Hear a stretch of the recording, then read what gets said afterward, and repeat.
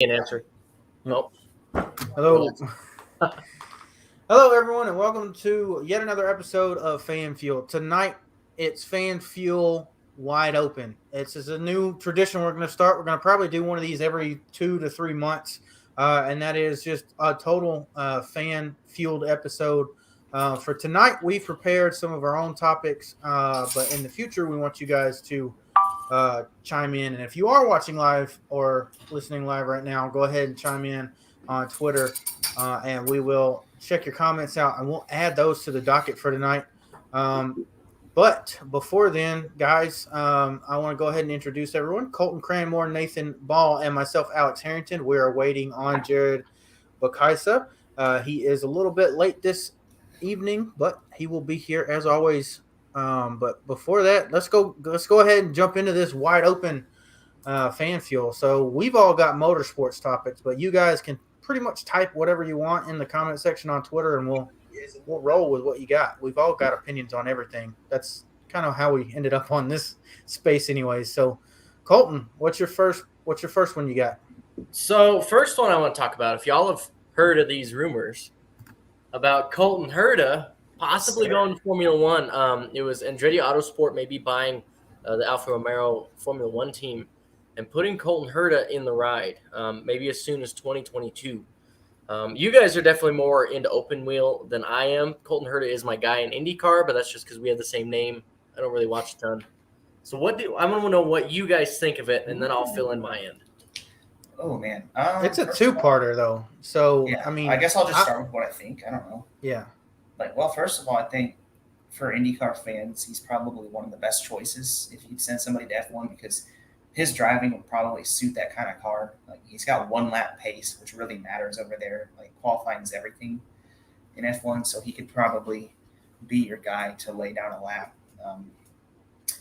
He does struggle a little bit with consistency. Like sometimes he does things, not always going to finish the race well, but he's really, really quick, and he's only 21 years old, and he's got 4 years of experience. So for F1 teams, obviously, they're really, really into youth these days. So I feel like he checks all the boxes that they would want. Like he's a raw talent. He's pretty young.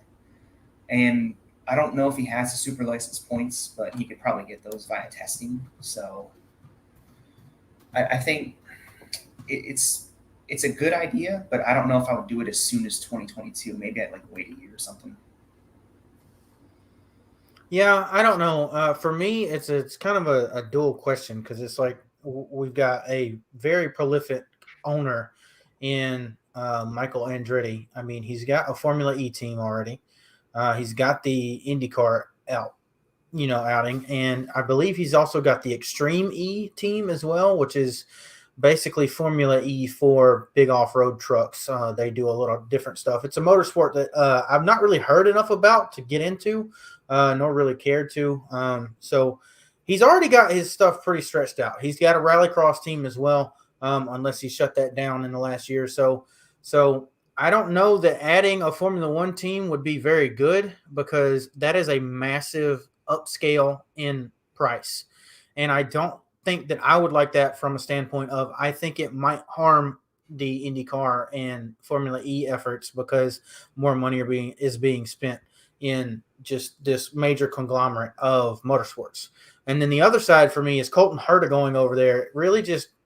It would kind of irk me because, like you guys have said, he's one of the stars of the sport. He's one of the up-and-coming guys.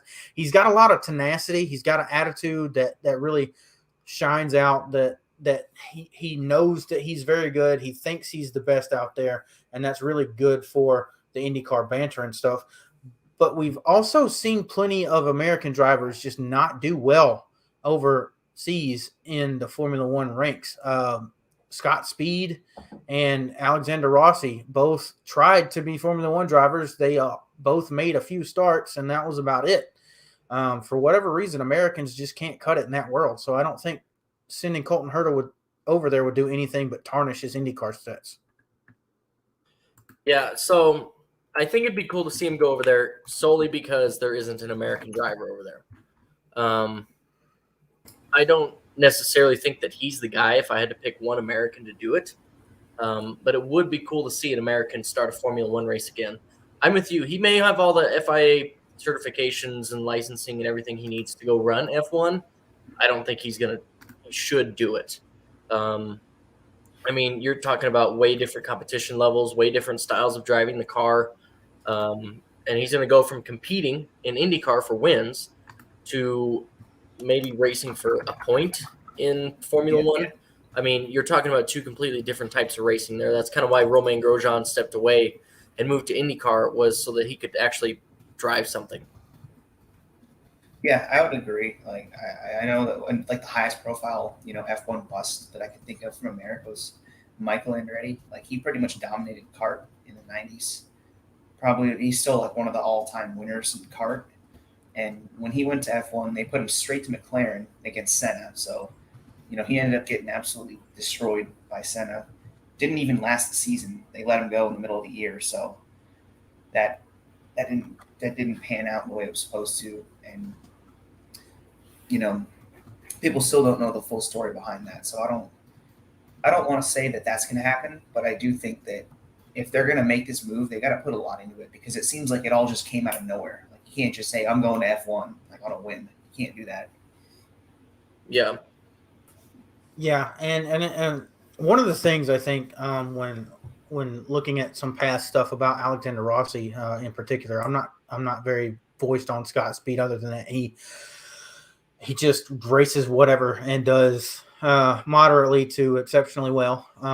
Alexander Rossi actually talked about this in an interview about the difference between American motorsports and Formula One motorsports is all those guys grew up together racing. Just like all the guys in Cup, basically, you've got little pods of different types of upbringings that you've got. The asphalt late model guys have raced up with themselves, and then you got like the dirt sprint car guys like the Briscoes and the Larsons and Bells, all coming from the same area. They've raced together. Well, you don't have that as an American trying to get in the F1 unless you move to Europe at a young age. And one of the things that that Rossi said is that he didn't have enough of that time to get there. And so that was something that was also brought up in the Dale Jr. download with Joseph Newgarden, talking about he and Connor Daly. And that just, I don't feel like an American would mesh well unless an American, moved over there at the age of 5 or something and started their karting career. Yeah, and that's another part. I think they said Herta was one of the more well-versed guys from America that grew up racing over there. I don't think he raced like an extended period of time over there. He raced at Formula 3, Formula Ford. I think Lando Norris was one of his teammates at one point. I know that a lot of the guys that are born in other countries have come from there. Like Alex Palou raced F3, Pato O'Ward raced Super Formula. All the guys that are born over there. I mean, Pato actually grew up mostly in America, but still, like almost all the guys that were over there, they grew up in Europe. And even the drivers that are American now in IndyCar, like they've made their living in America, but they grew up racing in Europe. So I don't know how it's going to go. I feel like if he wanted to go to F1 or if you want to go to F1, then it's tough because you kind of have to stay there. Yeah, I agree. Well, we did have, while we were talking about Herta to F1, the fourth horseman show up. Yeah. So welcome in, Jared. How you doing tonight? Hey, what's going on? I'm back. Running a few minutes late from football stuff, but all good. We're here. I heard we're wide open tonight, like the 550 package races, so I'm ready to roll. Well, damn. If you're gonna jump into that, we'll go ahead and jump into it. So my topic tonight was 550 versus everyone. That's basically the why. And I've talked about it multiple times, and it seems like no one likes it. You've got a few, I guess, like Colton calls them, video game fans that enjoy, playoffs and whatnot, as well as this 550 package. But it seems this past weekend we had a bunch of drivers talking about how, I look at Tyler Reddick in particular saying that he wished he had more horsepower so that he could actually go up there and do something, alluding to the fact that he couldn't pass the 5 there in those final moments of the race before, or while they were under red flag. The drivers don't like it. I don't think that the engine department likes it because I mean, they're trying to squeeze out 15 horsepower so they can get 65 horsepower. Like it's no one likes it. No one likes the full throttle time. They like off throttle time. We all talk about it. And then the next gen package comes out after being rumored to be 670 horsepower at all tracks and says 550 horsepower is going to be to stay. And one of the things that really bothered me is that I was looking up hope. And a lot of people keep telling me there's no hope. You know, I mean, so I don't know. I'm frustrated with it. We're going to have to deal with it next year, but a lot of us don't like it. So what I did is I took, from you guys all across the fandom saying that you don't like 550 racing, and I just eliminate them from the championship. So thanks to Racing Reference still publishing non-playoff points, I took the top 20 guys in point standings, not playoff standings, but point standings, and just kind of reversed engineered the championship to be based off points, not including all of the 550 tracks. So to this point, we've had 1, 2, 3, 4, 5, 6, 7, 8, 9, 10 550 races, including the ones at Pocono and Michigan, as well as all the 1.5 milers. And then we would be having Kansas this weekend, but it doesn't matter. And surprisingly, with Larson and Hamlin having a complete tie right now, if you take out the 550 package races completely, Denny Hamlin has 929 points over Larson's 860. So I wanted to bring up the fact that there are teams that are being catered to by having this 550 package, and some of them might surprise you.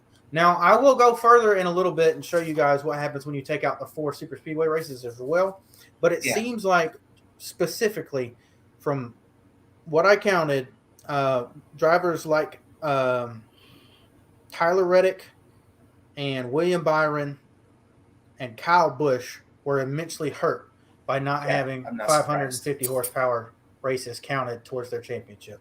Kyle Busch went from 5th in total points as of right now after the Texas race to 12th. Damn. Ooh, yikes. So what do you guys think about that? Ooh, well, I mean, first of all, I listen to positive regression. Like, I'm a big stat nerd, and everyone said that he was one of the best 550 cars all year. Obviously, Larson's untouchable on these types of tracks. They said he's led half the laps on 1.5 miles this year, which is kind of astronomical. And I don't know. I don't know if they're necessarily being catered to. I don't think they tried to be better at one type of track than the other, but I think it's just a product of you use whatever you're good at. And, some teams are really good at – you saw last year with Hamlin. Hamlin wasn't as good on 750 tracks, but he was really good on 550 tracks. Now you go to this year, Hamlin's really good on 750 tracks, and Larson's better on the 550 tracks. And it's some teams are stronger than others in certain areas. I would guess Kevin Harvick probably shoots up without 550 tracks. Logano probably shoots up too. Okay, so let me actually look at this here. So Logano is currently sitting 6th in total points. He would move up to 3rd. Okay, that's a lot. But Kevin Harvick would stay stagnant at a 7th place position in both cases, with or without the 550 horsepower races. So what happens to – I want to know what happens to Alex Bowman. I know Colton was playing too. Alex Bowman, he is in 16th without the 550, and with the 550, he's in – that is rough. 14th. So he only dropped 2 spots. And then for Ryan Blaney, he goes from 3rd to 5th. So it's not bad. So they're pretty good on both types of tracks. I do want to ask Jared about this. Being a Kyle Busch fan, obviously you have a little bit more, knowledge into what exactly is going on, just because I feel like we all follow our drivers harder than our not favorite drivers. So being the fact that he moves from 5th in the standings to 12th in the standings without 550 tracks, is that because this is sort of like the trucks that he has dominated in so far in his career, or B, is it just because the 550 package doesn't necessarily require practice like the 750 could? I'd like to say maybe a combination of both on what you mentioned. Personally, I think what they did, especially after last year, when had the season that he had where he just wasn't running well at all, maybe they've put more focus on those 550 tracks, because you look at the playoffs, that final round there is two out of the 3 races are 550s. And this year at the short track, everyone says Kyle Busch is like one of the short track kings, but you look at some of the races he's had, he hasn't really had much success at there. Like I know he was like kind of invisible in both the Richmond races. He had that issue at Dover earlier in the year. Nashville, he wasn't really running well. Martinsville, he just wasn't really there. Bristol, I was actually kind of like surprised when how he didn't run that well at the end of the year. But like you look at some of the results he's had at the mile and a half this year, I think he's done better, because I'm expecting, like, especially after last year, like, oh, he's just going to finish like outside the top 10. But there's been some races where he was actually competing. Like he won at Kansas earlier this year, which I was surprised on. I wouldn't have bet that. I know he was almost won Atlanta, which another track I wasn't expecting him to go well. So I don't know if, like, with the new crew chief change, I don't know if maybe they put more of their focus on those 550 races rather than the short tracks. And I think, like, practice wise and stuff, Kyle Busch has always been good with practice. Like we all knew that with Adam Stevens. Like he would have a car on Friday, practice, qualify, and then they'd have enough time to adjust throughout the race and the weekend, and then you'd have your 2017-18 Kyle Busch type where he's up front and actually leading laps. We haven't really seen that from Kyle Busch, and I think having that lack of practice time has really hurt him, because you roll up a car Sunday and by the end of stage 2, like Kyle's finally maybe finding his car, and then at that point it's like too late at that point. I'm not going to look too much into it, because I feel like with the 550 it kind of hinders drivers' abilities anyway. We know this package doesn't take a whole lot of skill. We know that it's incredibly hard to pass regardless outside of restarts. So I mean, other than the outliers like a Kyle Busch who dropped significantly with these 550 or without these 550 races, I just kind of take it with a grain of salt, because I don't look forward to them anyway, and I have a hard time counting them in my head as real races anyway. I think guys like Larson and Hamlin are just so good at driving cars in general, that they'll pretty much do good in anything, regardless of the package. Just give them a little bit of time to figure it out. Guys like Kyle Busch, I think the crew chief change is definitely part of the reason for that. Like Jared alluded to, kind of switching the focus from the 750 and from the short tracks to those 550s, where, I mean, we're talking about over a third of the schedule is 550 races. Well, about a third. But I mean, yeah. Here, I'll add another point I kind of missed real quick. Kyle Busch said on his radio, I don't know if you guys saw the tweet or whatever, like, first off, he did, like, I guess he put out Steve O'Donnell's email. I don't know if you guys all saw that comment. They never said that publicly, did they? No, I don't think they did, and they probably kind of trying to cover that up. But so I'm expecting he'll probably get like a pass-through penalty of some sort next week, just because he said something like that. I guarantee you, I'm calling it right now. It happened at Richmond after he bashed the something, and I knew that was coming at Richmond. Like, oh, there it is. But I think he quoted the new package like an accordion style racing. I think you got, like, that's a really good way to put it that I never really thought of putting it, but like that, you kind of go back to the Atlanta race. I think he, even with Ross Chastain getting in the way, I think if it's a 750 race, I think he still wins that race, because he'll actually be able to maneuver his car rather than have to fight the air and the lap traffic.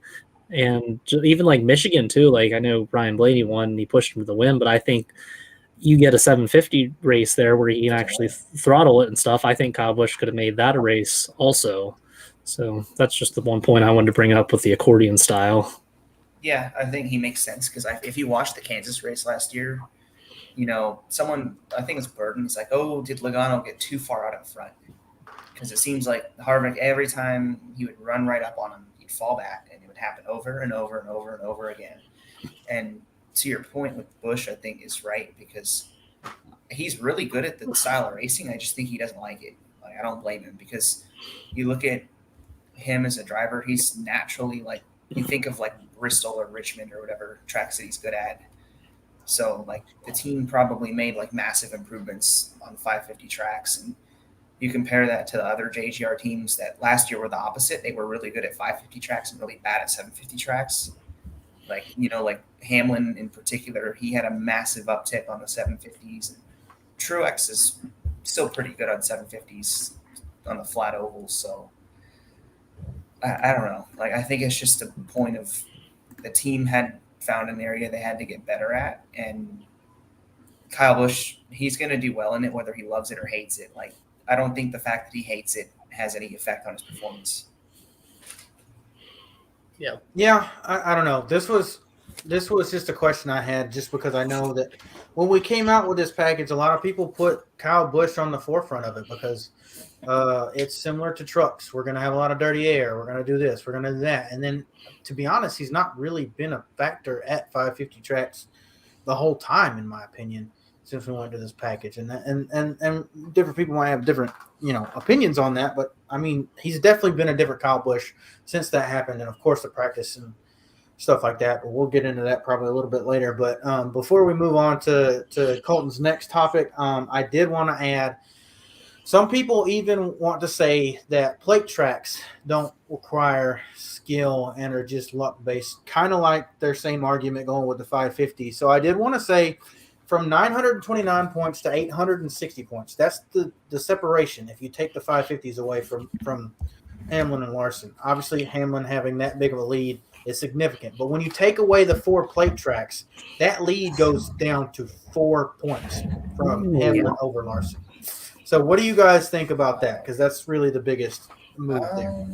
I think it's just Kyle Larson has terrible luck on plate tracks. Like, I literally cannot remember a single race from Daytona or Talladega where he did not get taken out. Like, maybe 2019 Daytona 500 is like one of the few times that I can ever recall him not being taken out, and like everything else just crash. Like,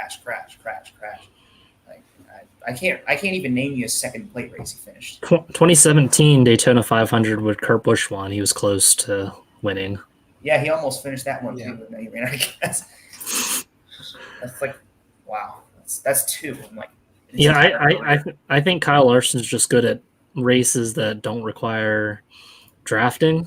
And you see that he's really good at, obviously, all the dirt cars that he runs and stuff. And 750 races that aren't plate races, he's done good at this year also. So I think that's just his driving styles. He's not like a restrictor plate type of guy, and that's why I think we see Denny Hamlin's really good at those, especially like, last year with he racked up all those wins. And even like this year now, towards the end of the season, he's starting to do good. But, 3-time Daytona 500 winner, he's like one of the best plate racers we have, and it's transitioning a little bit now to that 550 package. But like with Kyle Larson, like you said, with him not being able to finish those tracks, I just think that driving style is just not for him. Yeah. So to that point that I see a lot of fans make is that the super speedway races take no skill and they're all luck. I think it's both skill and luck. A lot of people, just a lot more luck, right? Yeah. I think the argument that I see the most is, well, anyone can win those. Well, if anyone could win them, we shouldn't see Team Penske absolutely dominate at Talladega. We shouldn't see Denny Hamlin have 3 Daytona 500s in the last 6 seasons.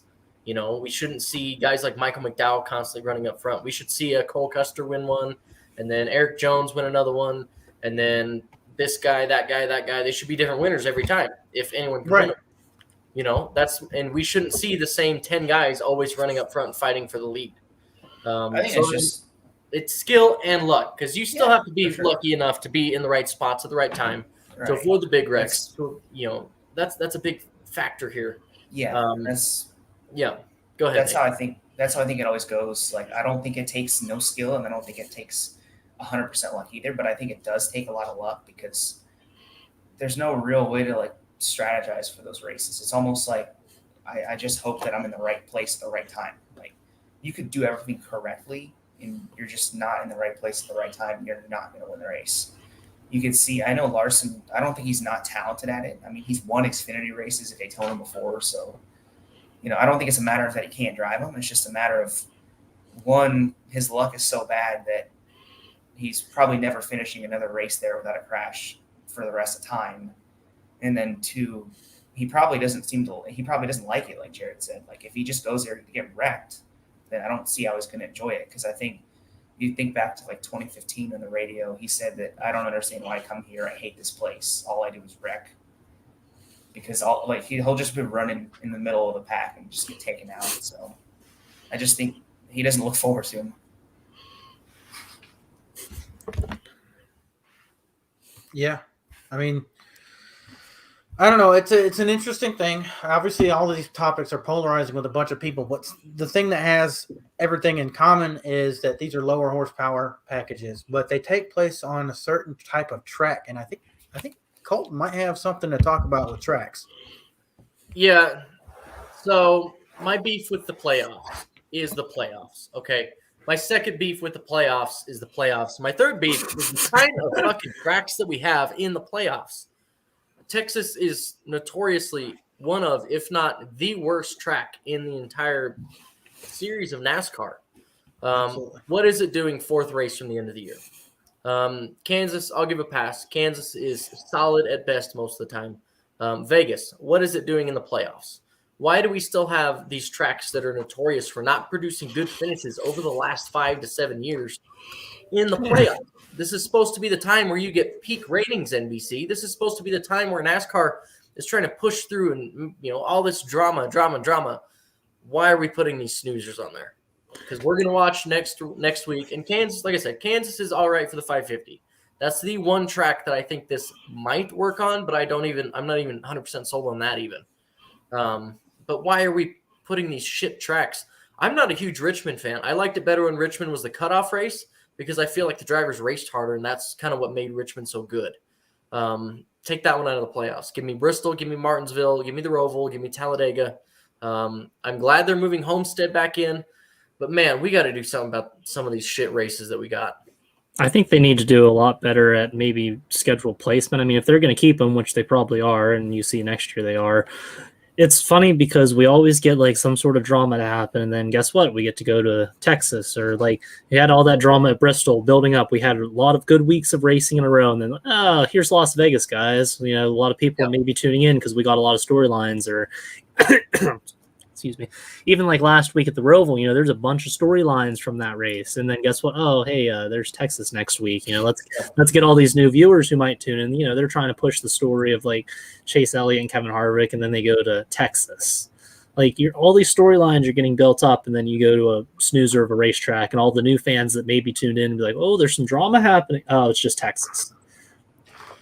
Yeah, I think fundamentally having the playoffs kind of puts NASCAR in a bind with the way that the tracks and the schedule goes, and that just makes for just a whack system. Yeah, I mean, for me, it could be as easy as just having the chase back because we have 10 pretty much very different races other than the fact that we have 3 550s. But I mean, what are we doing? We have 2 rounds that are just banger after banger, aside from the Las Vegas, like we've said. And then you have the penultimate round, getting into the final 4, be 2 boring-ass tracks. And Martinsville. Well, Martinsville's good. There's going to be drama there. Mm-hmm. But getting to Martinsville is not really a drama-filled 2 weeks. And then Phoenix. Maybe they did that on purpose. Just give us 2 loser tracks and like, oh, hey, we got Martinsville. I do. This point that I have, I don't like seeing people say that, Kansas is a terrible racetrack because it's put on good races before the 550 package came along. And I don't like people saying, oh, Vegas is a terrible racetrack, because go back to the last Vegas race before the 550 race. That was like the best Vegas race there ever was. Yeah. Like all these tracks are multiple grooves, progressive banking. They're rougher.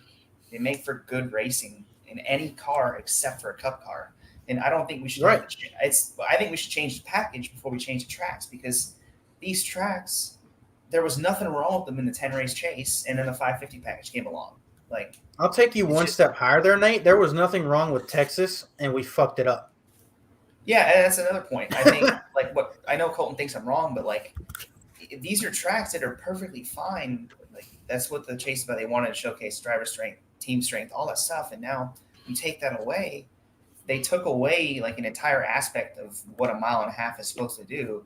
And now all it shows is how good the team is and not how good the driver is. And if you were to take that away, these tracks would probably all put on good races. And I'm not even excited for Homestead next year because it's a 550 race and it's October. So it's going to be 60 degrees and it's probably not going to be the Homestead we're used to. Yeah, Atlanta used to be an absolute banger in the chase. And to that point, Texas, once every 4 or 5 years, put on a really good race in the chase. Yeah, like Texas was never great, Yeah. but like it went from like all right to terrible. Yeah. So I mean, like you said, I'm a mile and a half truther. I think I grew up Yeah, on speedway racing. I think speedway racing is the way to go. I think it's the NASCAR way, and I think it can be great if we have good race cars to put on the track. But come on, guys. I mean, you ruined it by having two separate bankings on two separate corners. I don't know who thought that was going to be a good idea. They did that shit at Kentucky too. It's not even on the schedule. So if we're all lucky, either they'll spend a couple $1 million to tear up 1 and 2 and repave it and put it back the way it was prior, or we won't have Texas on the schedule anymore and we can build something else somewhere else that has much more personality. Man, I don't know. that racetrack is the ruining moment for me. And then we go to Phoenix, and it's just what's the point? There's no point for Phoenix. So I mean, yeah. I mean, why do we neuter ourselves with all the drama? If anything, let's put the 550s at the beginning of the playoffs, get the F out of the way, and then kick off a few really good races in a row, get that drama built towards the final race. Right. Or if they really wanted to make this a thing, I vote that we either make the round of 4 a 3-race round and have a big track, a short track, and then end off at Phoenix. Or we just flip the wild card race, the winner take all race, to the first round, and have anybody who's not in the top 10 in points raced in to the round of 12, and the top 2 at that race wins their spot at a fucking crazy race of the Southern 500, and then you've got a 3-race final round. I'm not sure. Interesting. I like that. Anyway, we need to actually all sit down and just do our ideal schedule, and we could do an episode of that in the off season, see what we all think of and how we would want to playoff format if we want to do that, or how the playoffs should be or shouldn't be, and just some notes that I'm talking off of right now. But see, we can't even think of anything because this playoff and package stuff just threw us all off. It's so bad. So what did you have to bring for us tonight, Jared? All right, so let's bring into some playoffs and qualifying stuff. All right, I know it's a big thing that we've all been complaining about and seeing on Twitter, and now it's just every single week. I think I put it on Twitter. I'm like, scheduled tweet, because I saw the same picture and it's like, oh, Kyle Larson has been awarded the pole. I'm like, he didn't really win the pole, he got calculated as the pole. So like, I think that kind of doesn't really give the big meaning as much as it used to. And I just want to say, like, I don't know why we can't literally run 2 cars at a time, like once the first car gets to like turn 3, then throw the other car out there, depending on the track, of course. But like World of Outlaws does it. They can do 1 lap, 2 lap qualifying. I know it's a shorter track and shorter series and stuff, but you get the point here. But is it really fair that, I know the playoff guys are in the playoffs, but like, wouldn't it make it a little bit more interesting to see those guys spread out throughout the field, depending on what kind of car they bring, rather than what we're at the final 8? Those 8 guys just start 1, 2, 3, 4, 5, 6, 7, 8. You have some playoff driver like Joey Logano. He blew his engine, but he's still going to start 8th next week. Like, I think either keep the formula how it is and just don't cater the playoff drivers, or just how I don't see the problem with one lap qualifying. Like, there's really no downside. It's going to take half an hour at most. You can do that pre-race, you can do that Saturday when they get there, or Sunday morning, like whenever. It won't take long. It's just even if you want to do 1 lap, maximum 40 cars, you're going to get done in half an hour at max. I just don't understand why we can't have qualifying and stuff, because they just did say at Phoenix for the championship race there's going to be qualifying and practice for all 3 series. But if it's the playoffs, why can't it be for every race? You want the best, you want the best of the best drivers, right?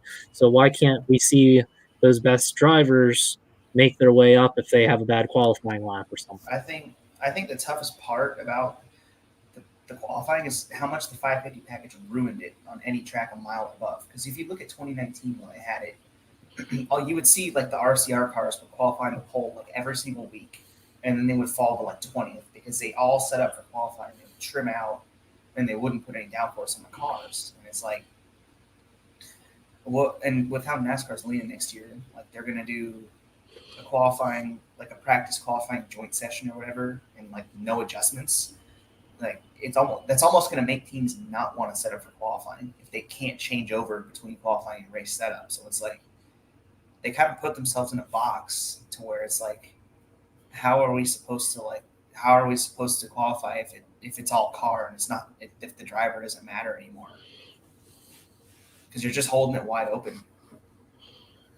Yeah, and some of the format and stuff I think we can get into in a second, but I did want to kind of bounce off of Jared's initial point with the playoffs and stuff. Bob Pockris tweeted that NASCAR might want to cushion the playoff drivers to have good pit selection, and in his opinion that they needed to have stage points available to them.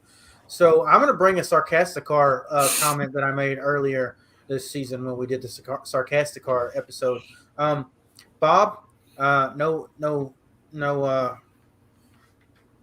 offense. I forgot the word. Offense. Yeah. To you, NASCAR, plenty of offense to you. If you really want to make the playoffs, drama field, make sure that this the little system that you got going for qualifying with the previous week's result, fastest lap, and all that stuff, make sure it is in favor of everyone not in the playoffs, and put the playoff guys in inverse order at the back. Oh, so if you're like really that. going for a fair game, when we're having people fail inspection and go to the back anyways, that messes with that. Go ahead and send all 16 of them, all 12 of them, all 8 of them, and all 4 of them to the back. Make them earn that first stage points. Make them earn stage 2 points, and make them earn the win. But in a second argument to that, that impairing those guys, the guys that do go to the back are usually in the top 10 by the end of stage 1 anyways, because you give them a free competition caution to get setup changes and other stuff done. So, Yeah, so I was actually taking notes on my phone because you guys brought up a few really good points that I'm going to touch on here. With qualifying at Phoenix, barring one of the top 4 drivers wadding their shit up in qualifying, are we going to see all 4 of them start 1, 2, 3, 4? Probably. Decent chance. Yes. Yeah. I mean, Because NASCAR won the pole, I think, 2017, 2018 at Homestead. I mean, NASCAR can fudge those numbers because if no one's watching on TV, even if they are, you're not going to be able to tell the difference in the cars on TV. The only people that are going to be able to tell are the ones sitting at the track. And even at that, you're not going to tell a tenth or two, right? So, yeah, top 4 are going to start 1, 2, 3, 4. NASCAR is going to say, wow, look at this. Our 4 championship guys are the fastest ones here, which is complete bullshit. I mean, they're really just doing this to kind of wave, the cookie in front of our mouth and say, look how cool qualifying is. I miss the days of drivers qualifying on a trim setup and holding their breath during 2 laps of qualifying. We've heard tons of drivers say back in the mid-2000s that during the 2 laps of qualifying that they had, they didn't breathe once and they almost passed out just because the cars were so on edge. They were so fast. I really miss that. I really miss watching qualifying and seeing 1 or 2 guys every week backing into the fence because they were trying to push it way too hard for a spot. As much as teams probably don't like to see that, fans love it. And I mean, F1 has qualifying. How many people do they have? When they took away qualifying, it was originally because they didn't want as many people out in the garages and on pit road and stuff like that. They're trying to save personnel for contacts and things like that. What's the excuse now? Most of the garage is vaccinated, if not all of it. F1 does qualifying. IndyCar does qualifying. And to your point, let's quantify this a bit, because we're not talking about next year's 20 to 30 minute practice session and then a single lap of qualifying. We're talking about Formula One going out there and do 2 90-minute sessions, a 60-minute session, and a 60-minute qualifying session. That's how much practice and qualifying the FIA gives Formula One teams, and they've been doing it the whole pandemic. If you look at IndyCar, varying differently between oval and road courses, but they usually get 90 to 120 minutes of practice, plus they get qualifying as well, whether that's single car on the ovals or 3 rounds of 25, 12, and 6 minutes, I believe. V8 supercars are about to get ready to get on track for the Bathurst 1000 in December, and they are going to have about 8 hours of practice. What's the excuse? I don't get that. I would say like the only thing that makes me like it's a little bit less upset about this is, like I said, it's the package. Like I remember when 2019 when we had qualifying, people said that the 550 package ruined qualifying. Like, there's no point in watching qualifying if they're just going to hold it wide open and that's it. So it's like if we bring it back, there's still a fundamental problem, and it's the car over everything else. You know, maybe it's almost like the car ruined everything. Well, circle back around to my point. We're all tying that in. Hey, maybe if we have practice and qualifying and stuff, you know, maybe you don't have instances where Joey Hand gets into a playoff driver making his first career start at the Roval a couple weeks ago. So that's another thing. But yeah, since you brought this up here, are we going to the next topic? Yeah. Sure.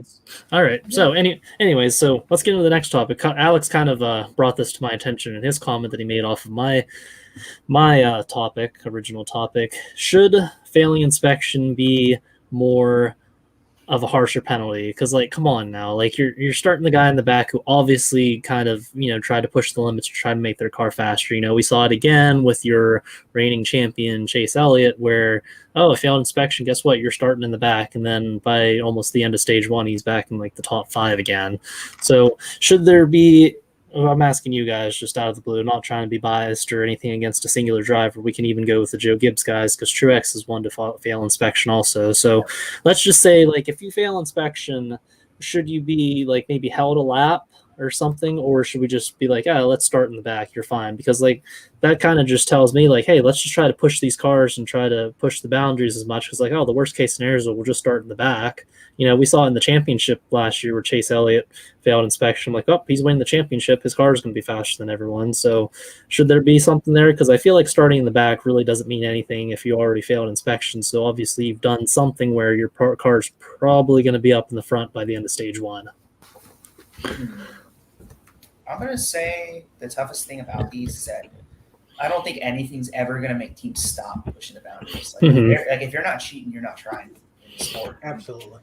I'm also, a thing is like, if you fail inspection, they never really specify what it's for. So like, you know, is it like, hey, this guy's blatantly cheating, or is it, hey, this guy is 1/1000th of an inch out of tolerance in this particular area? You know, something that was like something that can happen just via damage. You know, so I don't want to like, I don't know how to like describe it. I think that if you fail it, maybe let's backtrack. If you fail it more than twice or something, do you think there should be some sort of ramifications? Because you see guys that fail.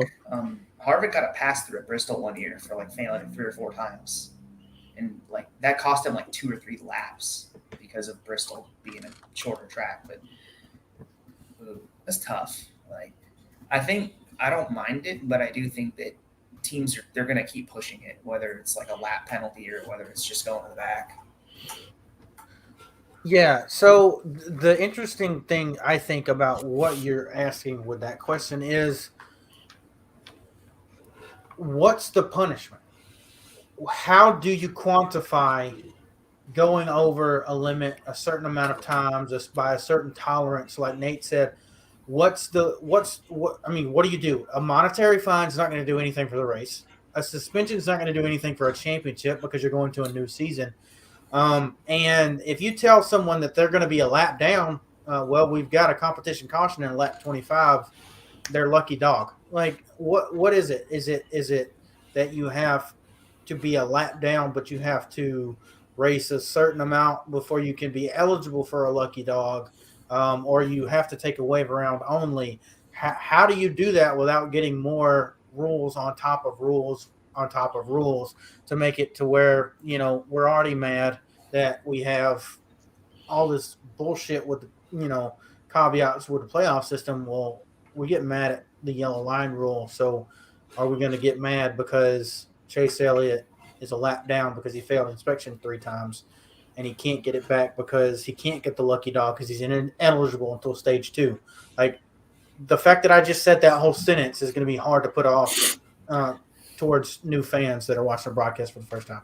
Yeah, maybe it's something where you tell them, like, hey, this is what they failed inspection for or something. Because like Nate said, you rarely do you see, sometimes they'll say, but a lot of the times you're like, oh, we just failed inspection. Like, they don't really say specifically, like, what for or anything. So I think that's something you could look into consideration also. That's just a food for thought I threw out there. It absolutely needs to be stiffer. If you go to any local track and you fail inspection more than twice, they're probably not going to let you race. They did it at my local track. If you went in and you were setting up to race and you had something that they didn't like in your car, you had one chance to fix it. Other than that, you're going home. Now, I'm not saying you can fail inspection once and after that NASCAR is not going to let you race, because obviously charter system and things like that, they're going to have everyone race that they can that shows up. But I think if you fail inspection twice, 1 lap penalty and a pass-through, make it stiffer, and eject the crew chief. You fail inspection 3 times, your crew chief's gone for a month, or something along those lines. You throw in the lap penalty plus the pass-through again. Do something else to make teams not want to push the boundaries as hard. I get it. It's racing. We're always going to find, little ways to get around it. But what I don't like is that when Chase Elliott got sent to the back last year, everyone on Twitter said, well, he's going to win this race because they found something. Yeah, and he did. And I think to some degree, NASCAR just kind of says, fuck it, you're good, go. Right? They don't have. Well, you see, like you alluded to earlier, you see what NASCAR put itself in its own box. I mean, we coined the phrase earlier. You said NASCAR ruined NASCAR. I mean, you put the charter system out there. Every one of those 36 drivers and cars gets to go on the racetrack regardless. So, yeah. I mean, you can show up with a cheated car and you still get to go. So, at what point? How do you combat? There's a point that I think a lot of people are missing with this, and it's a car can show up out of tolerance, but it has to get back into tolerance. So, like if a guy fails inspection twice and goes to the back, they still have to get it through him a 3rd time, and they still have to get it right. So it's not like they're just leaving it cheated up, if you know what I mean. Yeah, but they never go through a 4th time. Kevin Harvick think of one instant. 2019. Yeah, he got like a 2-lap penalty. And yeah, I mean, so let's say I flare out, the rear end a little bit more to give me some more yaw. Give me a little bit more side force. Who's to say with 3 laps to go, I'm not just going to kind of touch the wall a little bit and kick that in?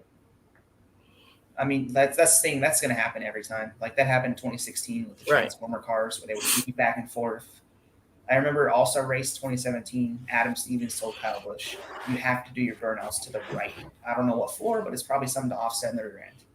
So, I do think that it would still happen regardless, because I think no matter how hard you inspect, teams are going to find ways to be able to get something to the way they want it during the race and then hide it after the race. Yeah. That's the toughest thing. Yeah, and that goes to the absolute marvel of engineering that was the Kevin Harvick window at Las Vegas. Yeah. Man, that was crazy. Yeah. Yeah. Dude, the Darrell Walsh report had like the lead pellets in his roll bar. You'd like pull the trigger under the jack and they would all just fall out. Yep. I miss the good old days where if guys were cheating, they just blew the motor up after winning the race. Yeah. You're like, let's get back to real cheating. Screw these air games. Yeah, I mean, well, we're going to have even less ability to cheat next year. All the parts are spec. All the bodies are going to be spec. So we're not even going to have the ability to cheat anything but really the engine, because even the suspension and everything are customer-made parts. So, I mean, I don't know. How long until Hendrick pays those guys a little bit more to give them some part that's this much out of tolerance? Well, as far as we know, Rick Hendrick is an honest man, and he doesn't cheat in NASCAR. So he's definitely never been to jail for fraud. He's definitely never been under suspicion for killing a guy. Yeah. You see, they hired Chad Canales as like their chief engineer guy now. So Yeah, And he's No, never no, he's he's never never had any issues in his Jimmy career. Johnson won all 7 of those championships honestly and with intolerance. No, I think no. we all know that. You're not Not, cheating. not, But, not, not like he's been suspended or anything. So, But if we do want to talk about honest people, I think Nate, your topic comes with an honest person as well. Yeah. I don't know. I was doing some stat research the other night on Mark Martin because I like Mark Martin. And honestly, like the more you look at it, I kind of wish drivers, ooh, that's a nice shirt. I wish drivers were more like him nowadays because you look at how he went about his career. Like he was pretty professional. You know, he never really wrecked anybody. He never really got in any fights. He just kind of did his thing. He was super consistent. He was good at every type of track. You know, I think the only guy that kind of makes me think of him is Truex in terms of the way that he doesn't do anything on the racetrack. Like how many times do you see Truex ever wreck a guy on purpose? You know, he just does his thing, that's it. So I kind of enjoy that.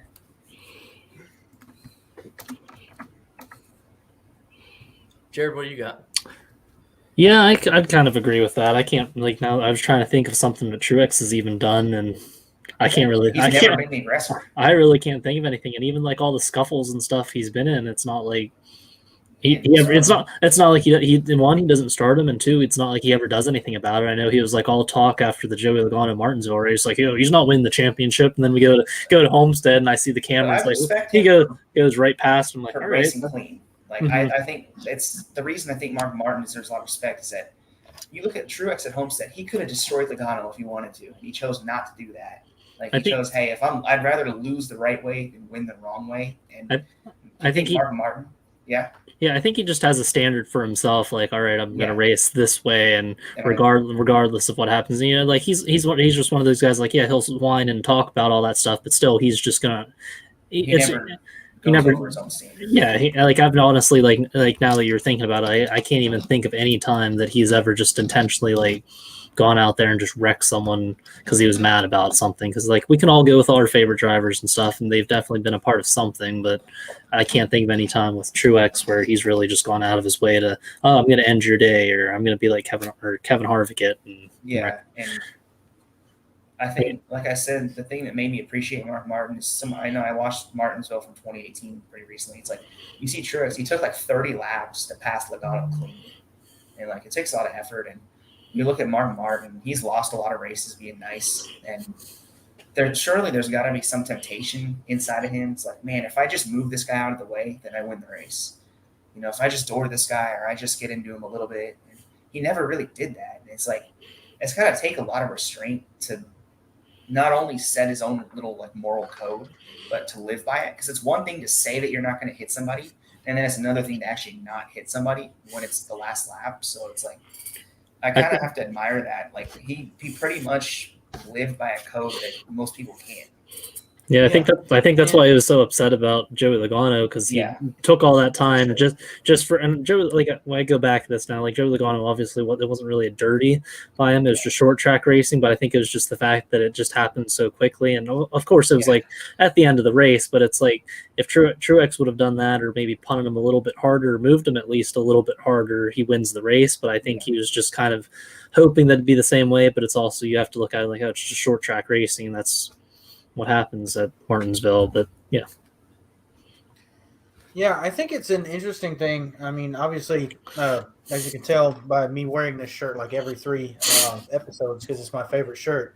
Mark Martin was my favorite driver prior to him retiring in 2006, when I had to figure out who was going to be my next driver. That was when Denny Hamlin swept Pocono and all that stuff. That's how I became his fan. But I mean, you guys talk about the code that Mark Martin has, but Mark Martin also, he was so passive that I feel like the reason that he didn't win a championship was because he didn't make points by moving, 1 or 2 drivers over the course of a season. And that is really why he's not a multi-time champion, because he knew how to points race. He knew how to manage a race. He knew how to manage a car. And he could also go out there and be bad fast. I remember guys, maybe it was the Dale Jr. Download, talked about how he would go out there post the fastest time in practice and not be taken aback after 45 minutes and 30 drivers come back out and his time still stood in practice because he could just be bad fast on the first lap. And I think that it's very rare you see success with guys that are passive like that. And we've only seen two, and they both have Martin in their name. You guys have talked about Martin Truex Jr. Honestly, being just yeah, I passive, respect but it. this is not a trait that is not seen in other drivers. I look at a Daniel Hemrick. Yeah. He's not won a single race yet. I think he's definitely got the talent to, but because he's so passive in this era of NASCAR, him I not wouldn't being say willing that to he's rough up guys. I think there's a term. Like, I don't think he's passive. I don't think that should imply that he doesn't want to win or he's not aggressive. I think it just means that he wants to do everything without touching you. Like, he doesn't go over that line, if you will. So I don't know if that's respect or what. I mean, what would the I would just say terminology be for that? respect. Like, I would just say more respecting, because like he wants to win the race, and he's clearly not passive. Like, he will drive the wheels off a car. He will do everything he can to beat you, except hit you. I think he was just raised the right way. You look at the ARCA guys nowadays, and there's absolutely none of that stuff anymore. So I think it was just more of how he was raised, and not really living off of your dad's paycheck every week. Yeah, I think why Mark Martin raced with so much respect is because he came from that different era of where guys usually did race with a ton of respect. We never really saw guys completely dump each other that often back in the 70s, 80s, early 90s. It wasn't really until the late 90s, early 2000s when Earnhardt kind of made it famous to just dump someone out of the blue that we really saw it quite a bit. Of course, we saw retaliation here and there and kind of racing incidents, but we never saw someone completely go headhunting. And I think that's part of it is the era that he grew up in. And also that was the era where if you did something to my car, I'm going to kick your ass. It's not this whole crews getting involved and TV cameras shoved in your face, especially kind of where he grew up, scrubbing his, kind of busting his knuckles in the late models. You didn't do that because everyone paid for their stuff. And that kind of everything kind of boils back to money. Martin was one of my favorite drivers when I was a kid, mostly because I thought his name sounded cool when I was a kid, Mark Martin, but I really liked those 6 cars when they were driving around, so I always kind of kept an eye on him. He was just a really good dude on and off the track. I really miss watching him race. I still think he could do it, although he's not interested in it. I don't blame him. Yeah, I don't blame him at all either. He's pushing 60, so unless he's still in like crazy good shape. Yeah. Unless he wants to got a presence on social media. Like, yeah. No, I'm not a big Viagra fan. I had to say it. Valvoline. yes. Hey, that Pfizer car in 01 looked pretty cool too. You can't lie, the silver and the blue. Oh yeah, that's nice. Yeah. Just. But he was always a big sponsorship. Yeah, I was always a big Mark fan. I like how he raced. I've watched Slap Shoe's whole series on Mark Martin and all the second place finishes he got. I always have a soft spot in my heart for him. I always like Mark. Cool. Oh, go ahead. Oh, I just like Mark Martin because, whenever I was first getting into it, they're like, "Oh, this is Mark Martin's last season," and then every single year afterwards, like, "Oh, it's his last season." Oh, guess what? I'm going full time with Hendrick, and then there's I'm going to go half season. I'm going to go full time with Michael Waltrip Racing. And then heck, he almost won at Pocono in 2011. I was at that, and I'm he almost won the Daytona 500 in 2007. He did. I'm like, man, I like Mark Martin. That's kind of cool. Kevin Harvick. Yep, he is the Brett Favre of NASCAR. I honestly feel the best quote that sums up his personality is when he was racing in the ASA. I want to say, I don't know what series it was. There was the thing where the champions could get number 1, and he's like, he chose to race with number 2 because he's like, I think it'd be too arrogant to put number 1 on my car. Yeah, that's the most Mark Martin thing ever. Yeah, that's very interesting. And he won. He's a really good guy. I do not want to say anything. Other than this, you can't discount the man for coming back after 2006. His 2008 and 2009 seasons were two of the best ever when he was driving for Hendrick. I mean, dude, or maybe it was 2009 and 2010. I might have, yeah. What a run! I mean, the man just went on a fucking tear when he got in that Hendrick equipment. It's funny, a new guy in the 5 car first year did pretty good. That was kind of because he did go back to the 5. He got the 5 car in 2009 and just started racking off wins. And I like that car, actually. It was still like the old Kyle Busch blue, red, and yellow, and run the Pop-Tart scheme every once in a while. But that was kind of cool. That kind of fit him, too, like towards the end of his career, like Mark Martin in the 5 car. But yeah, that was good because that was in the era that I was like still growing up in and stuff. And it was kind of cool just seeing like Mark Martin come back. And I remember like the big debacle was he kind of like took Brad Keselowski, because Keselowski was like originally supposed to be like the new up and comer in that 5 car, but then kind of got Mark Martin, and it really paid off for honestly both careers. So that's kind of a cool little tidbit in history back then that I remember following growing up. Yeah, Casey Mears in the 5 car. I remember that. Yeah, what the hell was that? Yeah. Yeah, I think that was a team thing because I know that Kyle Busch didn't mesh so well with Hendrick. You know, he was like really young and like hot-headed, and I think Busch had like a sit down with Gordon and they talked about it, and you know, Gordon's like, "Yeah, I think you need to go your separate ways," and that was that. Yeah. I mean, it is what it is. Kyle blossomed. I'm glad that he's in the 18. Being a Joe Gibbs fan, I think if he wasn't there, they wouldn't have started to slowly step forward to becoming that superpower. And Denny Hamlin was, you know, very he was a very big beneficiary of Kyle coming. And yeah, it was. Nah. He'd have like 20 more wins if he was there. I don't know. I love the teammate competition between those two guys. They have grown so much together. I do too. I'm just saying, like, I'm trying to think where Denny was before Kyle got here. He was what, 3rd in points as a rookie, and then he came to like he was 2nd in points for like all of 2007, and then the chase he kind of nosedived. I don't know. Like that's just you had a knack for that in the early years of the chase. Just carpet bombing the chase. Their cars would just fall apart too, like engines. Like Kyle Busch's 2008, like he had like 3 straight mechanical failures. Yeah, we won't talk about how Toyota is the reason that we had the 750 package, and then now the 550 package. But anyways, so before we wrap this up, I know if you're watching on Twitter, they kind of ruined the Periscope vibe. So we used to be able to see who was watching us. We used to be able to see your comments. I did post under this video if you had any comments to post on the comments of the live stream, so that we could get your stuff in here. So with this wide open concept, going forward, we're going to do these every couple of months, where we want input from you guys. It's going to be a little bit rougher now that Twitter has kind of shaken up the Periscope thing to where we can't see live comments anymore without going on our phone or in a separate tab or whatever. But we do want to hear from you guys. This is Fan Fuel. We want to hear Fans Fuel talk, whether it's about motorsport or not. This is wide open coverage. To TNT, like wide open coverage. TNT days. But before we go into some off-topic, non-motorsport stuff, I think Colton has one last topic for us. I'm going to give you guys a major reason. This is a hot take. Why you shouldn't watch the season finale at Phoenix. Ooh. Yep. Say no to foe. No Phoenix. All right. I do not want to see it on your TV.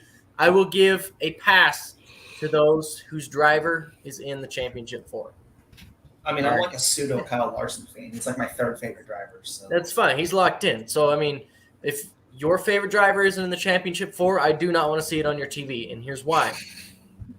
Most of NASCAR fandom hates the playoffs, right? We hate Phoenix being the championship race.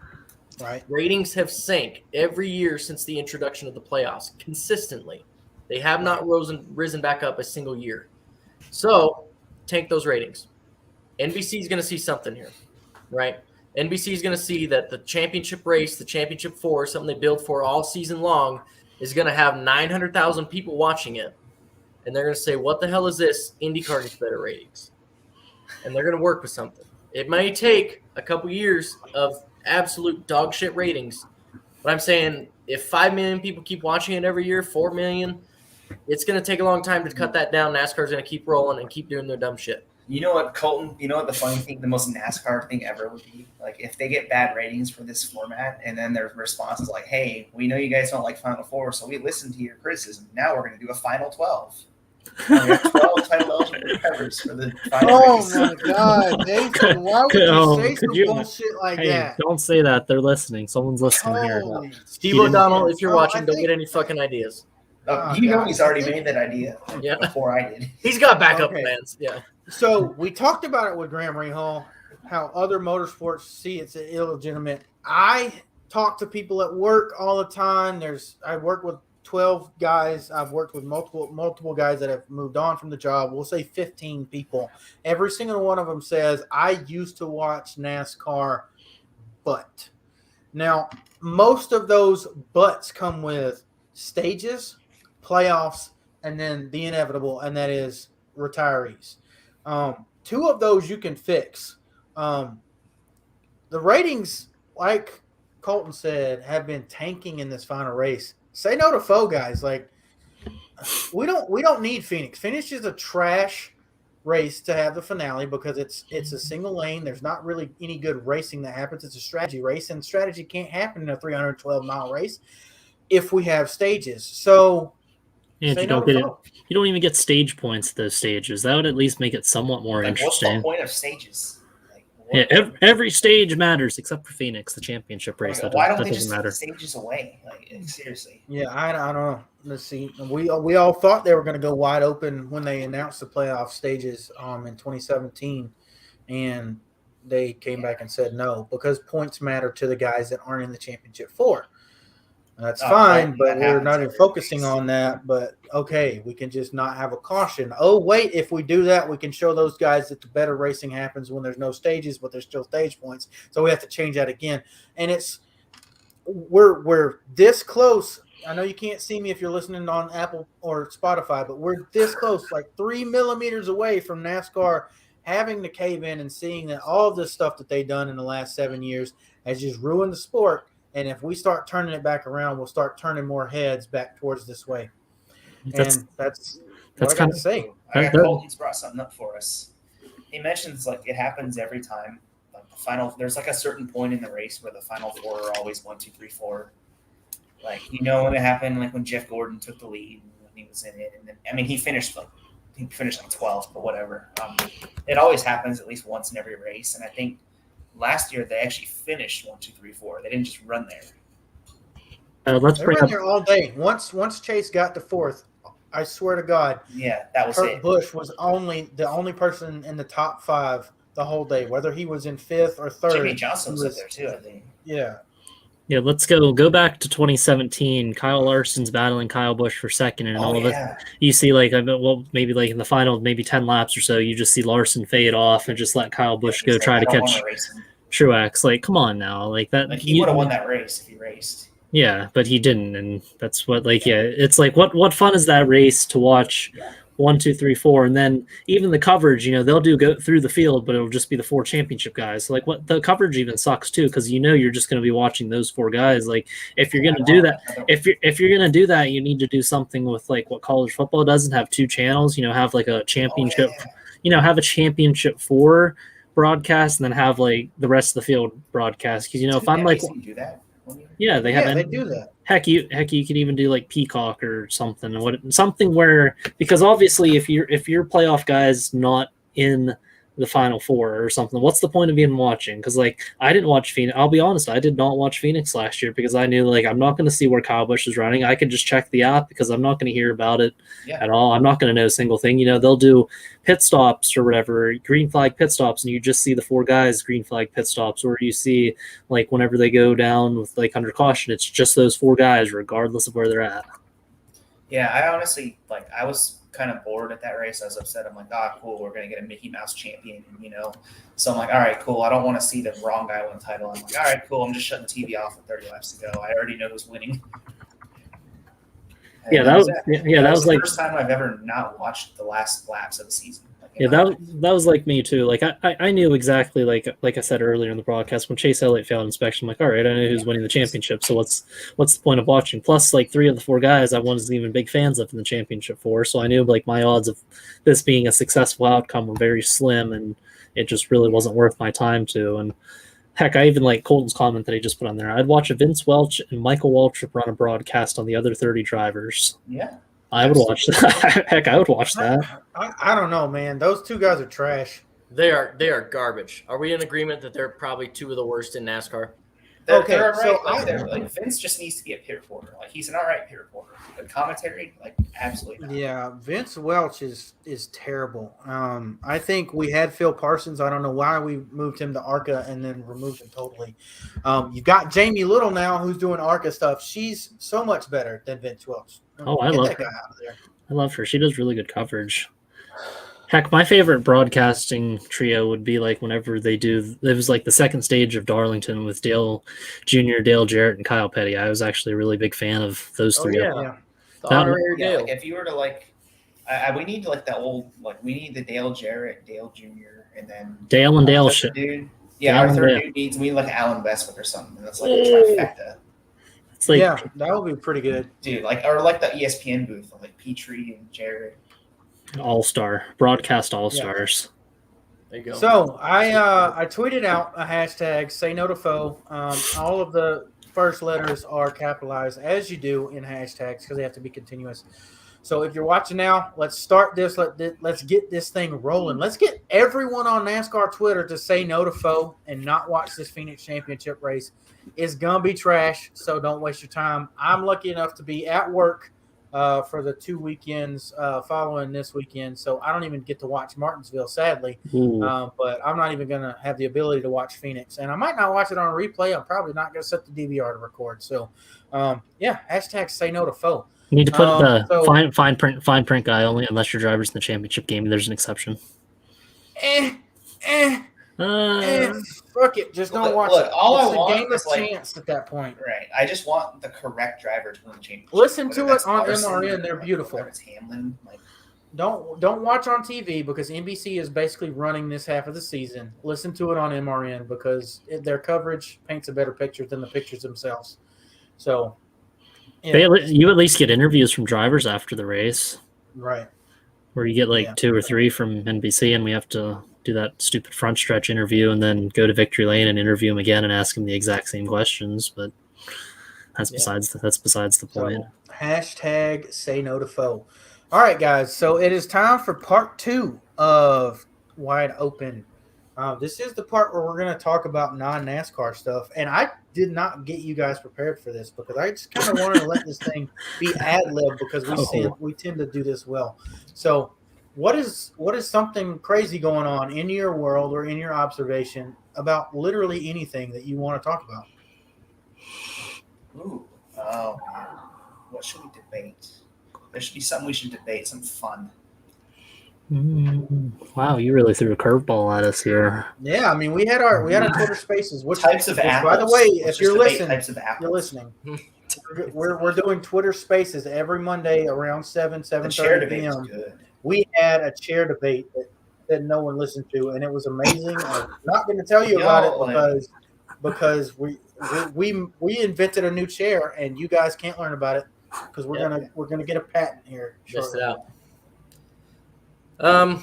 I mean, as far as what's going on, I mean, not a whole lot. I filled you guys in a little bit. My furnace, the thermostat is broken. And for those of you that do not know, it gets fucking cold in Wyoming for 9 months of the year.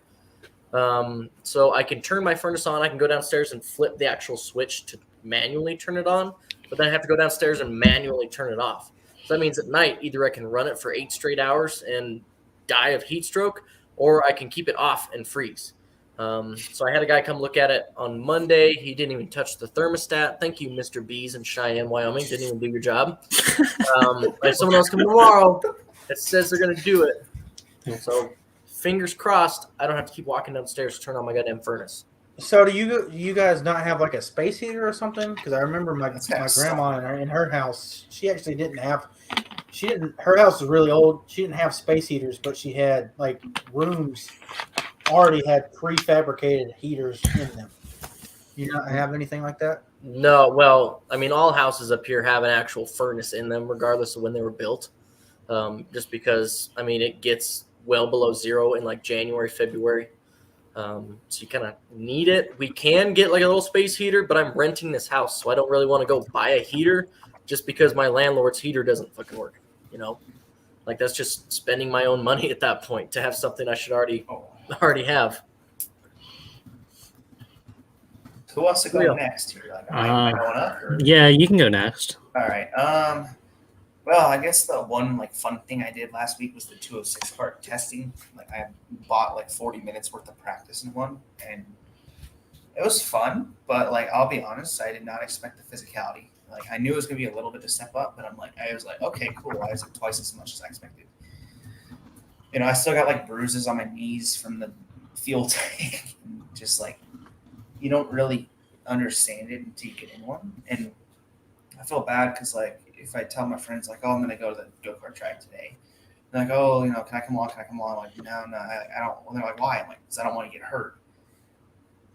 And it's like, eventually, I think people, once they do it, they kind of respect it a lot more, and that's kind of what happened with me. And like, oh wow, this is like, just think that there are cars twice as fast as that one too. So it's like, you learn a lot more, and it's like just a learning curve, and you don't think of these things as difficult until you get in one. You're like, whoa. So you practice for 40 minutes, right? So I got beat up. Yeah. What's next? I mean, what did you learn from that, and where is that going to take you with these 206 karts? I feel like what I learned is that you have to be a lot smoother than those with the rental karts. Like the rental karts, you can kind of just throw in there. You're wide open for a lot of corners.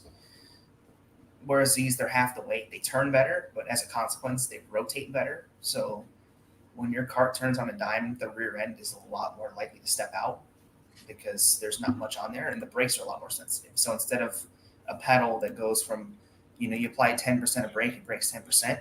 The 206 cart, the way the brakes were set up on this is like you could push the pedal halfway down, it wouldn't do anything. Push it 60% down, doesn't do anything. And it only starts to come in when you're like all the way down, which is kind of tough because like you don't know that point where the wheels start to hop and you spin.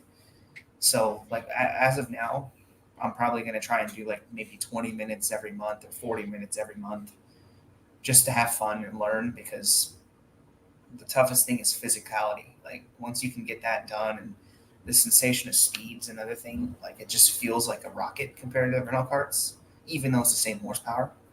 It's like, it's a tough part to explain, but it's just more, once you get comfortable with the sensation of speed, then everything kind of, you slow everything down, everything becomes easier to process. And then once you can process everything, that's when you can focus on like really fixing how you drive the cart. So are you gonna wind up racing them like you're doing with your endurance rental karts, or? I wouldn't say racing them just because of the cost. It's like it's $300 to race one of those karts for a weekend. And I'll still race the rental cars endurance, but like I want to do enough practice with the 206 cars to where I'm comfortable in them, and then once I'm comfortable in those, I can do practice with the Rotax cart, which is like twice as fast as that one. So like I'm trying to learn how to drive the karts, because obviously as a college kid, I can't really afford to race the karts right now. So like if I can learn how to drive them now, then when I get out, then I can kind of like race them as the money comes. Yeah, well, that makes sense. But it's fun. Like everyone needs to go try like rental cars, 206 cars, whatever it is. Like go have fun. So ironically, this weekend, I missed Nathan by about 2 hours. I was on the road going to Tampa, and we drove right by Bushnell, which is where he does his karting, and I had no idea it was on I-75. Like really, like just you turn right off of the interstate if you're heading south, and it's right there. I had no idea. So I went by because I was going to I can't think of the name of the amphitheater, but the amphitheater down in Tampa, and we went and saw the Jonas Brothers. And before you guys laugh, that concert was one of the best that I've ever been to. I feel like I like this one more because it was less of a production than the one that my fiance Myra and I went to, because they had to be in a concert atmosphere because they weren't able to come from the ceiling or pop out of a box below the stage or have all these pyrotechnics or anything and make it like a show. It was more of a concert, so I respected it more. I had a lot more fun. But one thing I did want to shout out is Nick Jonas was wearing a Slim Jim number 44 racing t-shirt in their intro video for the I guess different acts of their concert. So I thought that was really cool. So NASCAR had the shirt of that car that Jared is showing right there. I mean, so it's a fashion trend, I know, to have some retro NASCAR stuff, but I appreciate when I see it, and seeing it at the concert this weekend I was too giddy in the crowd for, just being at a Jonas Brothers concert, and I was like, ooh, NASCAR, because of course I would. But I did kind of want to open this up. So I'm a former musician. I was a band nerd, not gonna lie. And I love music. I love going to concerts and all this kind of stuff. So I want to kind of branch this out. I'm going to see Slipknot for the first time, one of my favorite bands, and also a favorite band of Ryan Blaney and Bubba Wallace this weekend. And I'm stoked about that. A couple of my favorite bands are Foo Fighters and The Struts are two of my favorite bands to go see live. What are you guys' favorite live music acts? I'm not a big I can't tell you. I don't go to a lot of concerts, nor have I just gotten the chance to go to concerts. But I will say, like, some of my favorite musicians, I'm a big All Time Low fan. I like Green Day. John Bellion's one of my favorite musicians. But other than that, like, those are just some of like the top ones that I grew up liking. But like a lot of it, I'm just more of, if I were to go to some sort of concert, I'd like to go to some sort of festival. Like I know they have Firefly down in Dover that's close to me, and they always get a bunch of acts, because I feel like I'd get my money's worth if I could see a group of different bands that don't play like a whole show. Like, if I went to see a concert itself, I'd have to be like heavily invested in that one musician to like actually appreciate the whole concert. Whereas if I go to a music festival and see a bunch of different ones, I feel like I'd get more money's worth out of that. So as a seasoned vet, I actually don't like music festivals. Oh, okay. Yeah. So I don't like the number of people. I don't like the fact that you have multiple stages and you have to be where you want to be, and you have to sacrifice seeing good a certain stage because you want to see 5 artists at one stage rather than 3 artists here and 1 artist on the other side of the venue. I hate that. That's fair. Festivals are good to find new music, though. I will say this: if you go to a band that you really like, you will find new favorite bands. What happened when I found the Struts is we went to a concert at the former Turner Field, now it's GSU Stadium, in Atlanta, for a Foo Fighters concert, because they're my favorite band. And these guys we'd never even heard of come out and play, and we've seen them, I think, 5 times now, if you count the virtual concert that we watched a couple weeks ago. And they are mine and my fiance's favorite band to go see together. We got a pact that we're going to go see them whenever they're 300 miles from us or less. And that's just what we do. So that's how we found that person. I found Gary Clark Jr. the same way, one of my favorite artists now. And then with Knotfest coming up, I've been preparing, and I found another band, Fever 333, that I've never even heard of, and I'm a huge fan of them, and I've only been listening for 2 weeks. I haven't even seen them live yet. So I would recommend finding one of those core people that you like. Like if a Green Day comes around, you're going to spend a lot of money because it's Green Day. But anybody that's opening for them, you're probably going to become a fan. Well, they actually, sorry to interrupt. They actually had a pretty good tour. They had Green Day, Fall Out Boy, and Weezer was their. That was their. It's called their Hella Mega Tour. That was actually just touring. I don't think they were around us, but that was the 3. That would have been something I would like to see, because I do actually like all 3 of those bands that they have. Those are big bands. Yeah, that'd have been a hell of a show, a Hella Mega show. Yeah. Colton, Nathan, what you guys got? What are your favorite music acts?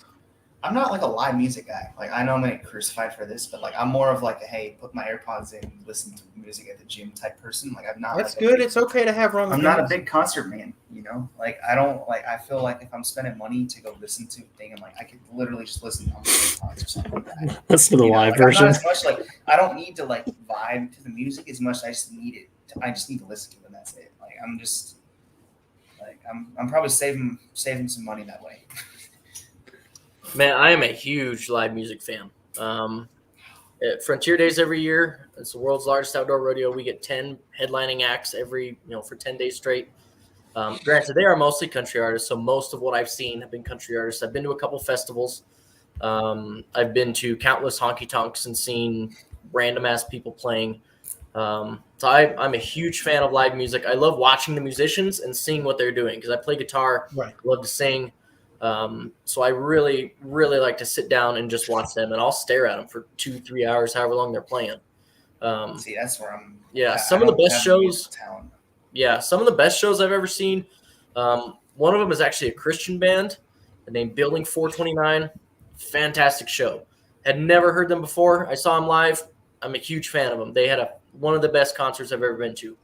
I really like concerts where they don't just play the hits.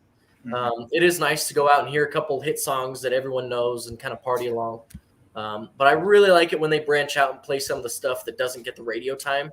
Because I feel like it helps me divulge into the musician more. So I'm a big fan of that. Eric Church, he's fantastic. If you guys get a chance to see him, I saw Riley Green play at Talladega. Great concert. I mean, I've got too many to list. It'd take me an hour and a half to go through all the ones I've seen and what I'd like and didn't like about them. Garth Brooks is a really good show. I mean, you guys could name probably any country artist, and I've probably seen him at least once. Yeah, and you hit on something pretty big. Seeing the guys that aren't really quote unquote famous yet or whatever, like what I love about that is you can go to a more personal show because I've been to plenty of stadium shows. I've been to I've been to a couple festivals. I don't like the amount of people there. It's just music. Some of these acts can portray a lot of emotion, and it kind of trumps that, and you don't feel like you're there with several thousand or tens of thousand people. But those acts that you go see, at your local bar or, your local park or whatever, where there's only 50 to 200 people there, it's so intimate between you and the artist that it's really fun. And I know our city has some concerts like you guys have at your rodeo every summer, and we kind of latched on to a blues guy, Selwyn Birchwood, that was incredible live, and the passion and the I guess sadness that came through that guitar while he was playing it just live was just incredible, and that's something that you can't get without being there with that music. Yeah, you touched on the intimacy of like the smaller concerts, the bars, and things like that. Craig Campbell, if you guys are a fan of country music at all, he had a couple radio hits about 10 years ago. And he actually played in my hometown in February when we went to go see him. And he actually, you could walk right up to him at the concert because he's sitting there, he's drinking beer at the bar, he's walking around with all the people. And I actually was taking a leak and washing my hands, and Craig Campbell walks in, he's peeing behind me, and I'm half drunk, and I'm singing the song on the that's playing over the intercom, and he turns around mid pee and like looks at me and goes, "Wow, dude, you're good." I was like, "Cool, thanks." And halfway through the concert, he goes, "I want you all to sing this song," and he points at me and he goes, "I know you can sing it because I heard you in the pisser." And I was like, "Hell yeah!" So I got a really good picture of me and Craig Campbell cutting it up. That's fucking great. Local bar here, so that was pretty cool. Yeah, so I mean, I love I like the smaller the bar shows way better than I like any arena thing like that, just because of the intimacy. I can see the zit on his forehead right now, kind of thing.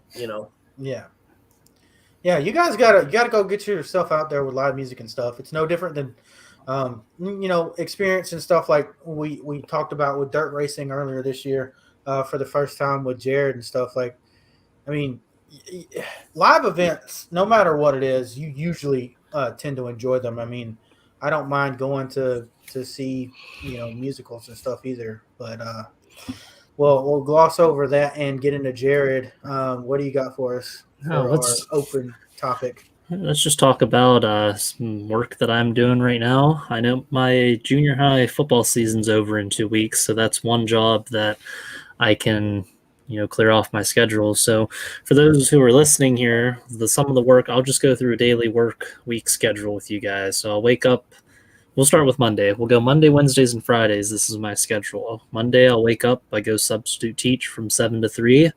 I have junior high football practice from 3 to 5.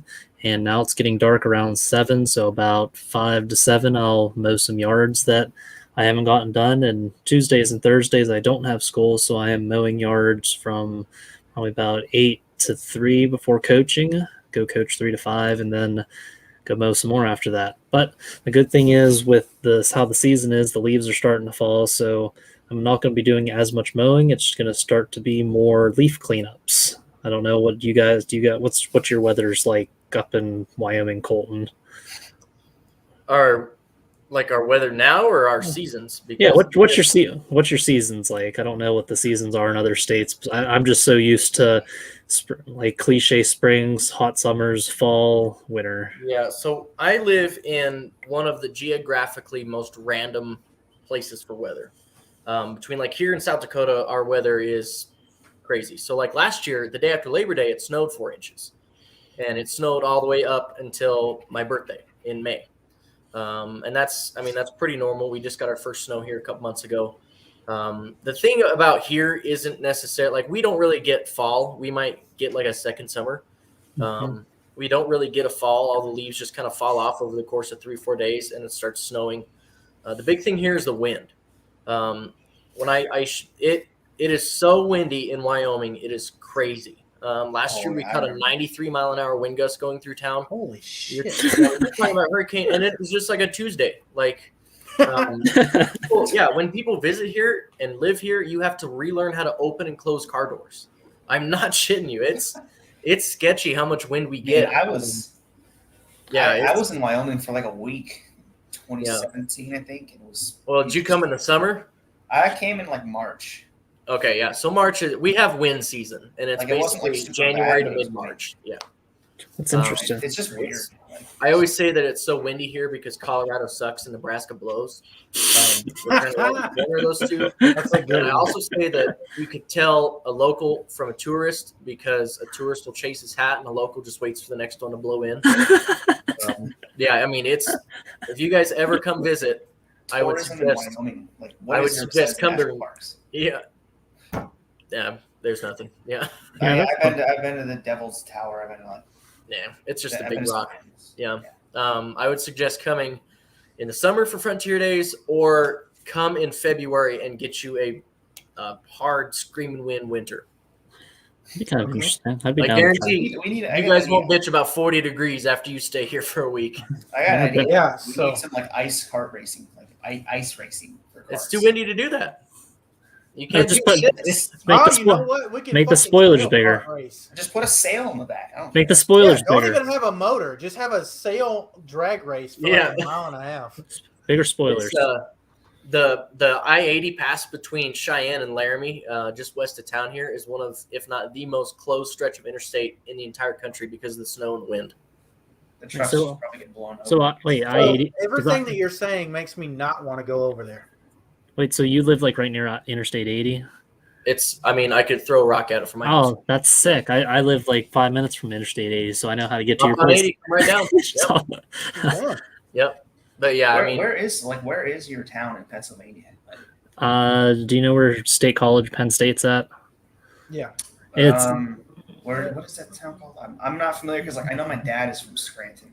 Okay, Scranton's more north, east of me. I'm more like, if you look on where Penn State is on your maps, I'm about 45 minutes northwest of it. So it's not. Scranton is where my dad's friend Danny lives right now. Scranton's where Dunder Mifflin's in Scranton, PA. Yeah, my dad. He's like, oh yeah, they filmed here when I was like in college. Dunder Mifflin Paper Company resides in Scranton, PA. So Nathan, I think we all know the answer, but what are your seasons like in Florida? We don't have seasons. Like my best way to describe it would be, we're getting into the nicer part now, like where it's it's not oppressive most times. There was a year where it was like 85 on Christmas. We're not going to talk about that year. I'm not a huge fan of it. It's the humidity is what kills you more than the heat, I think. And it's like, I would say, let's just go month by month, right? From January to April, you're probably thinking like doesn't really get into the 30s unless you're lucky. Like it's maybe like 40s, 50s at the coldest. Sometimes your 30s, like 60s and 70s for most winter days. We that's our winter. Then once you get to like March or April, then it starts to warm up, get humid. We don't have a spring. Like it just goes to like the most mild. Like our winters are like a fall for everyone else. And then summer months, like I would say April to like October. That's like the hottest balls months. The hottest balls months. There's Like no let up. So, And then- so what is and your then heat November. index usually? Like what do you mean in like those humidity summer percent? months? No, like heat index. Like how hot does it feel? It usually feels like it's like if it's 80 degrees, it usually feels like 85. If it's 90, Okay. it's like 100. Like it's humid. It's just humid. It's like every deep south area. Yeah. So being up here in Alabama, I can say without a doubt that I'm in the harshest weather zone out of you guys, because for some reason we don't get precipitation in the winter when it's really cold. We have like 3 weeks where it's like, we're going to be close to or below zero, and if it rains, you're going to freeze and you won't have electricity because we don't get snow, we get ice. And then during the summer, we have about 4 weeks where our heat index is black and we're over 110 degrees for a month. And then we don't have a spring, like Nathan said, and our fall is like 3 days and then it gets hot again. And then it's fall until those Like, 3 these weeks in winter upcoming when it's like months, close to freezing. like and then like right late back November to summer. like late November to January, like those are like the nicest months weather-wise for me because they're not super cold. Like I can actually walk outside. Like summer months, you're gonna sweat. yeah, It'll be 85 during the day and 35 at night during the winter. For here, it's like it is sometimes in the summer, it's like weird. the feels like it's the heat index is like 86 degrees at night. And I'm like, if you've never been hit in the face with blowing gravel while it's sunny as fuck outside and -10, I don't want to hear it. look, man, We're you can layer up for cold, but you can't. You can can't take layer off up all for your clothes wind. in the summer. You're on the But, ground dude, in the if you leave your summer- foot. Dude, okay, so wind burn is no fucking joke. I would Yeah. rather have a fucking blistering sunburn than my face be chapped by wind. Fuck that shit. We can, if you come to Cheyenne in February, there's a really good chance I can get you a trampoline because they just blow out of people's yards. Oh, Oh, that's cool. these jokes are Well, they're too The much. best for me. thing for me is like I'll take a video of it next time it it's happens. like I'm more of a cold guy than a heat guy because like you can layer up to get the cold, get rid of the cold, but like You can when take it's your hot skin outside, off. you can't just like there's nothing you can do to get rid of heat. Like there's nothing you can do. You're just stuck. Yeah, dude. Just don't Like, go outside. like I remember Yeah. being on Dauphin Island on the Gulf Coast and also in Brownsville when Myra's parents left there, which is also on the Gulf Coast. And it was hot. But because there was enough of a sea breeze, I wasn't sweating too bad. It was not miserable. But being here in central Alabama and central Georgia my whole life, Jesus Christ, Dude, it's hot I'm as telling balls. you, There's no I'm wind. in Oviedo, Florida right now, Central Florida. It is hot, but Right. like, if I go to like next week, probably I'll be home for a couple months. Like online class, all that stuff. That'll be a little nicer. It's fall, like it's maybe 70s, like mid 70s, sea breeze, all that kind of stuff. But like even then, it's still pretty hot in the summer. Wind I'd say that- just helps so much. Careful what you wish for. Garrett's probably in the nicest geographical location out of all of us. I mean, Yeah, he gets probably so. Yeah, I get I can't really complain about how mine is. It's kind of random at times, but not to the extremes as you guys are saying, because at least I know when to prepare for the weather, because I know our winter season is probably about end of November to probably like mid-March, and then once you get to March, it's like the rainy season whenever it'll just rain, get some nice days. And there's like a big joke. I'll find the meme or whatever and show you, but like once you get into summer and fall, it's kind of a big toss up on what kind of weather you're going to get, because you're going to get really hot days and sometime you're going to get real cold. Then you have like second summer and like first fall, second fall, and like that's the same time with spring too. Is like you'll get some random ups and downs, but I'll have to find that meme for you guys to see. But it's still like it's kind of predictable in what you're going to get. Like, you know what you're going to get in spring, you know what you're going to get in summer. It doesn't really get too massively hot up here. It doesn't get too massively cold here. And if it does get super cold, I think like the lowest it's been around here is maybe like -10 or so. So it doesn't really get, and you know when it's going to happen, and it doesn't last more than like a week or so. It's just like random snowstorms or something. I do know this past year we actually got like record-breaking snow. I think we got 22 inches of snow in our area, and we haven't had that since 1992. Because since I do landscaping and stuff, of course, I obviously get into snow blowing and snow removal for people. And it was funny because literally every single person I talk to, because they're all older people that I help out, and they're like, "Yeah, we haven't had a storm like this since 1992." And I'm like, if I had $1 for every person that said that to me, I would have made a lot more money, just because it was literally the same conversation I had with people. That's great. It was kind of funny too, because I'm like, man, I literally just heard that from the person next door. Ooh, like, Alex has a good point. It's not like, I'm not talking like a face burn, but like if you like, I remember the first time that I saw snow when I was a little kid, when I was seeing family. We had a snow fight. I didn't wear gloves or mittens or whatever, and I'm like, I get inside. I'm like, why are my hands burning? Like, I just touched snow and my hands are burning. I'm like, it's really weird. Yeah, it's also weird too, because like if your hands are cold and you put your hands under cold water, it's warm. Have you noticed that? It burns. Like, oh my gosh, yeah. It's weird. I just saw a Hank Green TikTok about this, but I can't remember. Oh well. Man, Download TikTok. Those guys one time. Holy hell, that was painful. I don't want to fuck with frostbite. I already have enough Yeah, issues with circulation and shit anyway. They don't need all that. Yeah, it hurts pretty bad. All right. Well, that was a great wide open FanFuel.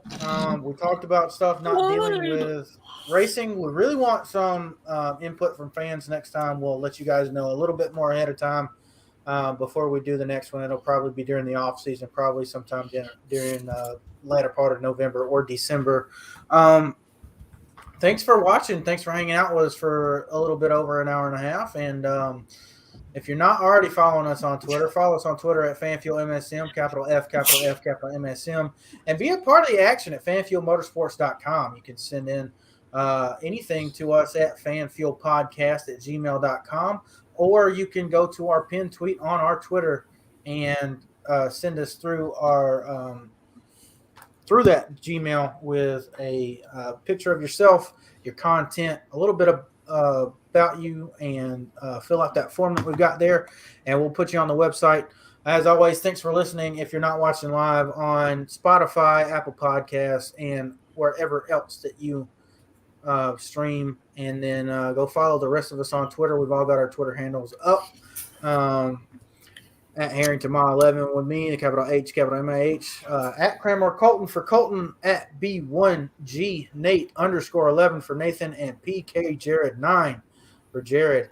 We'll appreciate all the support that we can get. We want to get you guys on. I do want to go ahead and announce before we leave in 2 weeks, November 4th, I believe. It's a Thursday night. It's going to be 7 p.m., and we will be having a very, very big Chase Elliott and Jimmy Johnson Hendrick fan in general, and Keith Merrick will be joining us, and we are looking forward to that. So if you guys got any questions for Keith, send them our way. We'll be sure to ask them. Other than that, have a good night, and we'll see you next week. All right, bye.